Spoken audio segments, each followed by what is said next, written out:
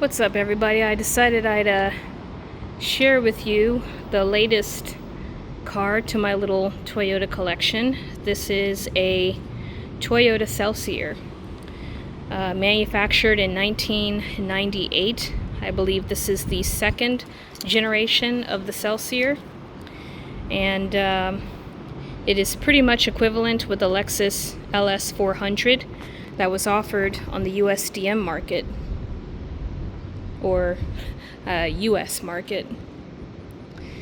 I figured, buying a new car is twice as much, so I went on to this dealership's website, and I figured for the mileage that they sell these vehicles at, why go into debt for $30,000-$40,000 for a new sedan when I can get one half the price? 25-year-old, well-kept, well-maintained, less than 100,000, sometimes even 60,000 miles,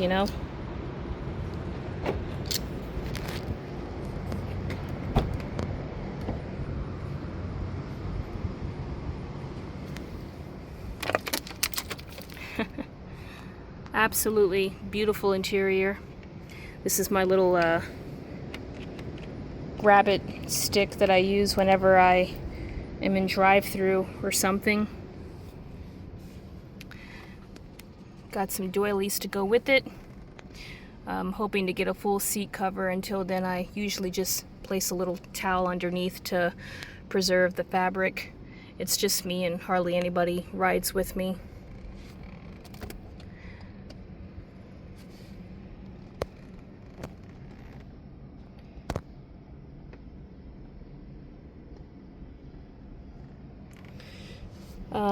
There is a CD player that comes with this, but my CD player does not play at the moment, so I may have to replace that system. But the cassette does play, and it plays wonderfully, I must say. Out of all three of the Toyotas that I own, because I preferred to keep my cars completely and fully stock, this car probably has the best playing cassette.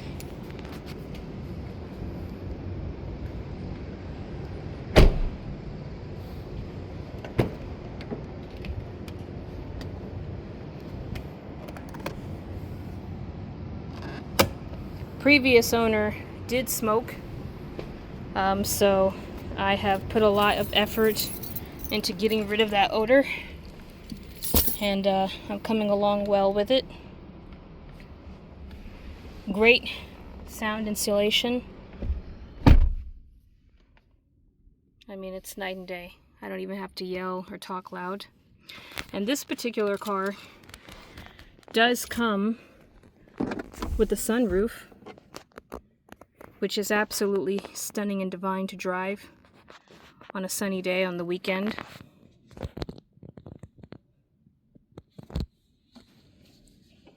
I can control the passenger seat, move it forward or backward to my desire. Unfortunately, I don't have like the VIP car. I'm gonna open the door because it's very humid at the time that I'm filming this. So this is like a personal little sauna, even though it's in a garage. So I don't have any of the fancy stuff that other cars have, but that's fine. No, I'm kidding. I wish I had that. Now, the car that I have, it does have a button to open and close the curtains, but unfortunately,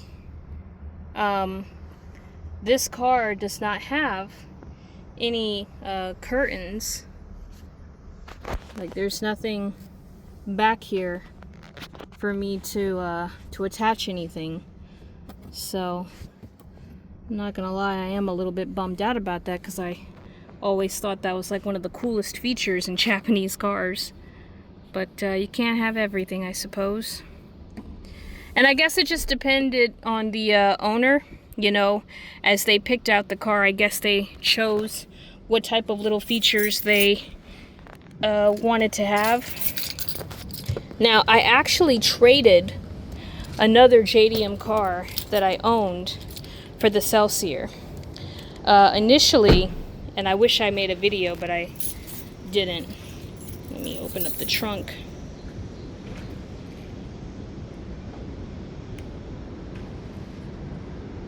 What the fuck? Holy crap. So apparently, holy shit. I'm sorry. I don't know if anyone knows this. But, so I'm holding down the unlock button.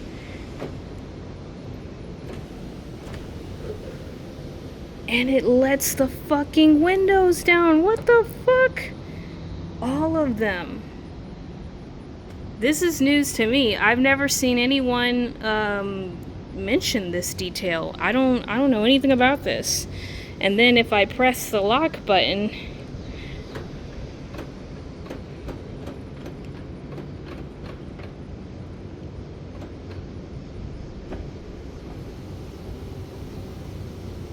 that is some crazy ass shit.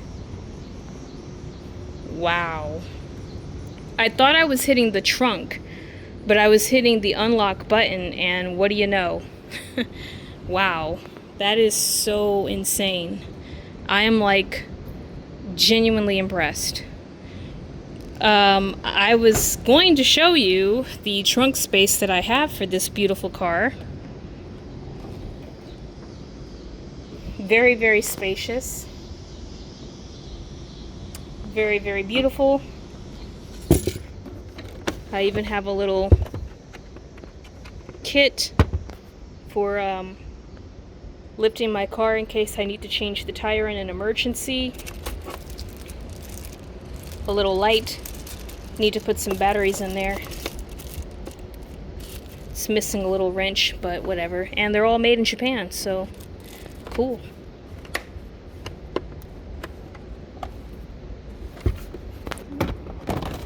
Put that in there. This car does have a little reverse mirror, but it doesn't activate when I press it.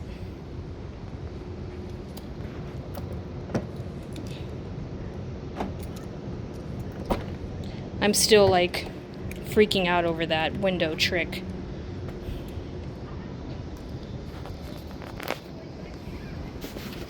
But yeah, as I was saying, when I initially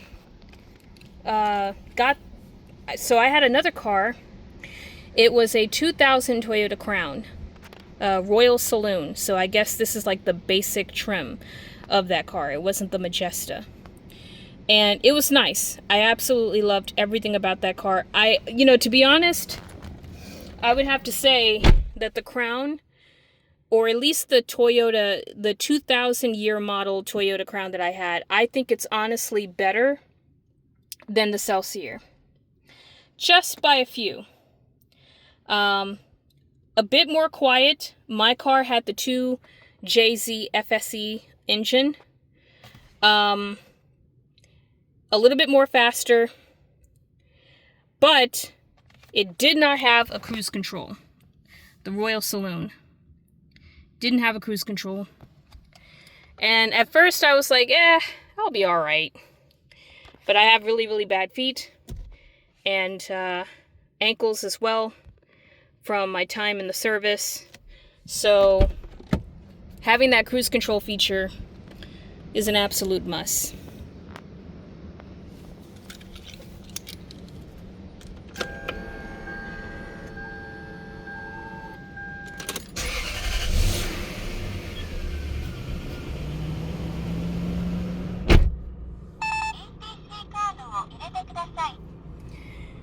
And as you guys know, the FM radios are practically useless for US owners because the frequencies are not high enough to pick up on most radio stations here in the US. But I do have an FM transmitter that I connect to the smoking outlet.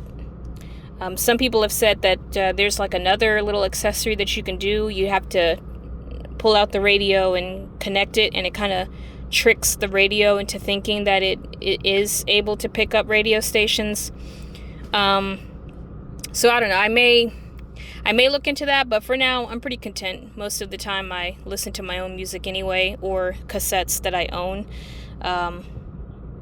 But I am able to get, public talk radios like NPR and some obscure classical or jazz music stations. So I'm pretty content with that.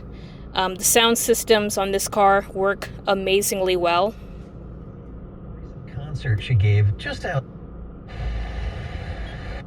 Spain.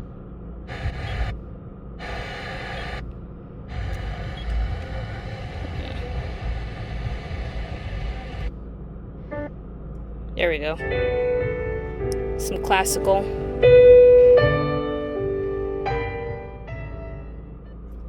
So, sound system is phenomenal. Also, I don't have the oscillating vents, which is something that the Toyota Crown had. So yeah, I really like the Toyota Crown. I thought the Toyota Crown had just a little bit more of a, I don't know, regal. I don't know if regal is the right term. I feel like regal applies more to the Toyota Century, but it just felt more, man, I don't know how to describe it, but I really do think that the Crown is just a little bit better. Now, they both handle and feel amazing. Like, I wouldn't have a problem taking either, but me personally, having owned both, having driven both for an extended period of time, I personally think that the Crown is a little bit better than the Celsior. Also, gas mileage, fuel consumption.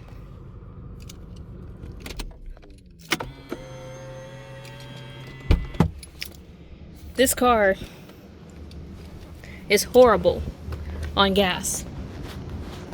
So, I am honestly, I don't know how people who owned the Toyota Lexus LS 400 made this car as a daily, because I couldn't do it. These cars are horrible on gas. I have a fuel calculation app, and this car, that's if you're using cruise control and you're going about roughly 68 miles per hour, this car gets about 21 to 22 miles per gallon on the highway. And I think it probably gets about maybe, I don't know, anywhere between 17 to 19 miles per gallon in the city. This car is horrible on gas. So this is not a car that I would drive for a daily. I wouldn't even drive this car on trips, which sucks because I genuinely like this car and I would love to take this car out on the road, whenever I'm taking a vacation. But fuck that. This car is horrible. Between the 3 cars that I own, this is my 1989 second gen Toyota Camry, and this right here, this is my baby.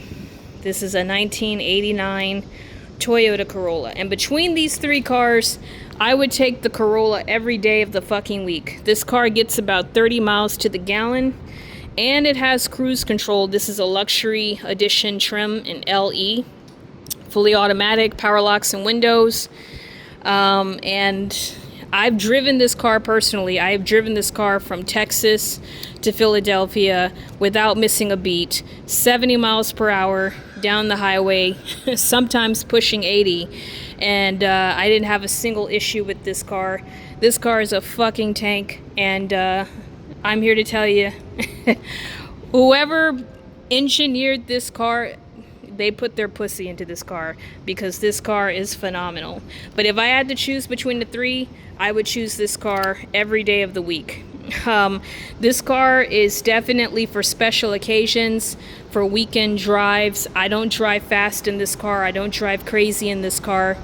But it is nice, and I'm glad that I have it. It's absolutely beautiful, and I look forward to keeping it for many years.